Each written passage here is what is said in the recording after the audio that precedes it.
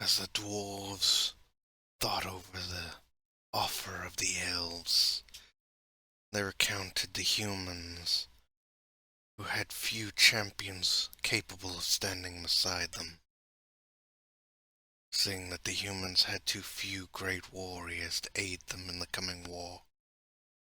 The dwarves reluctantly accepted the offer of the elves, placing conditions upon their alliance, stating that the elves would need to provide sufficient support to the front lines, and aid needed to be offered to the humans in the ways of food, provisions, and magical assistance.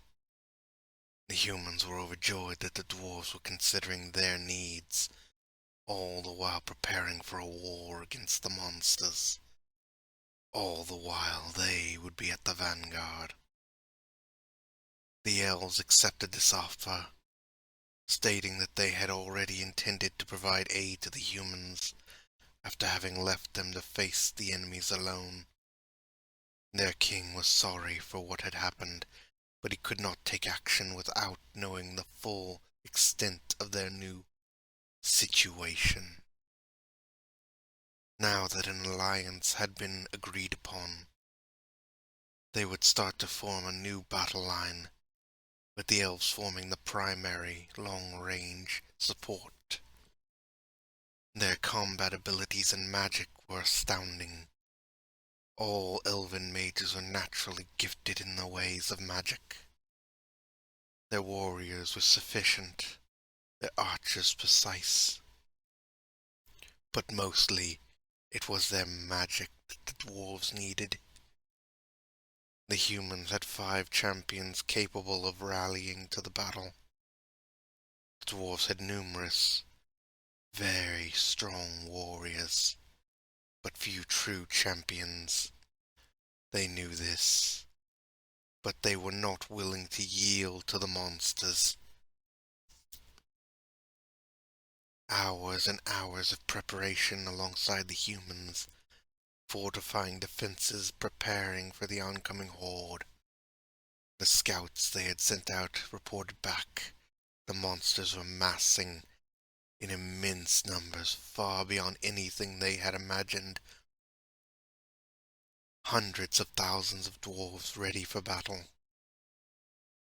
A few thousand humans remained ready for fighting. 5 champions amongst them. The elves supporting them with 50,000 mages, 30,000 archers, and 10,000 of their greatest warriors. The dwarves believing that this would be a good fight, that they could win with these numbers and this power, prepared for the battle. The monsters slowly approached, numbers beyond count, seeming to blot out all light in the forest as they slowly emerged. The walls of their great fortress, devised solely to stop the enemy's advance, with 3 layers, multiple styles of towers, some for mages, some for archers. The dwarves began to question whether their defenses could hold against the overwhelming numbers. But they believed as long as the elves kept up their end, they could win with minimal casualties.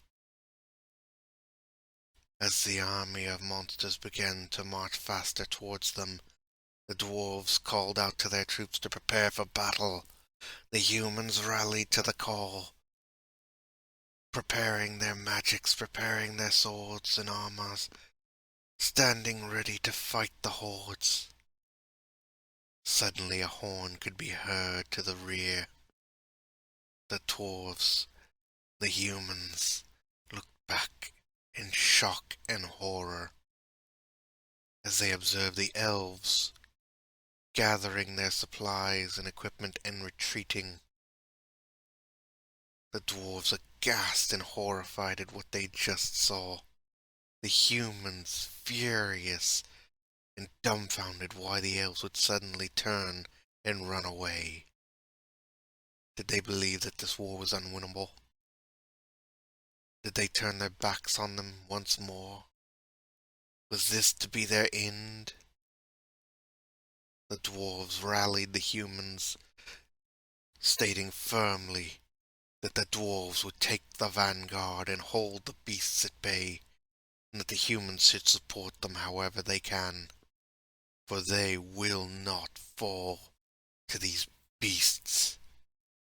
They will not fall simply because an alliance failed with the elves. Horns could be heard. Dwarves readied their weapons, battering their swords and spears against their shields, building their courage for the coming battle.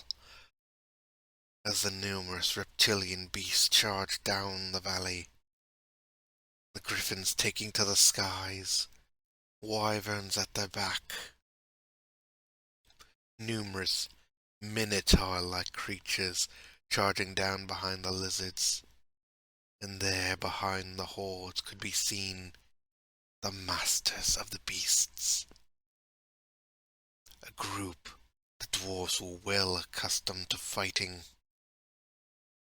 They are known as the Tolkien. They are weird-looking creatures, insectile in nature, strange with magics that can control the minds of weaker creatures. Clearly they are the ones that rallied this horde. Clearly they are the ones who amassed this army to destroy the dwarves. They'd always been their enemies. These creatures despised the dwarves for their ability to craft armors, for their grand cities, and because they both coveted the same very rare ore. The creatures because it was their greatest food source. The dwarves because it was the finest material to forge armor and weapons. So this was their true enemy. The dwarves did not falter. They would not fall this day. As the first line of beasts approached, the dwarves called forth their greatest ranged warriors to let loose. All the crossbows fired. The mighty trebuchets let loose rocks to smash their enemies. Every single creature that faced the dwarves would learn dwarven might was not to be underestimated. A human mage called out. A great ruby dragon emerged from the void, striking terror into the skies as it burned griffin after griffin, clashing with wyverns. And then a mighty warrior called out amongst the humans, "Now is our time. Now is our time, people. Rally forth. We shall attain victory and show our dwarven allies that humans can stand at their side and win this war hand in hand." The man clad in crimson armor, wielding a blade oozing with the red of blood. He called forth all those who were prepared for battle, and they charged. A black knight to his right, a holy white knight to his left, and a young boy at the rear, casting unusual spells that rained down spheres of light, blasting apart numerous reptiles. Noticing that these reptilian creatures are basilisks, the holy knight calls out holy protection to protect those at the vanguard, to stop petrification from taking their lives. The crimson knight called forth blood rain, his mightiest blade technique. As wave after wave of crimson red blades swung forth from his blade, he carved a path of death and destruction.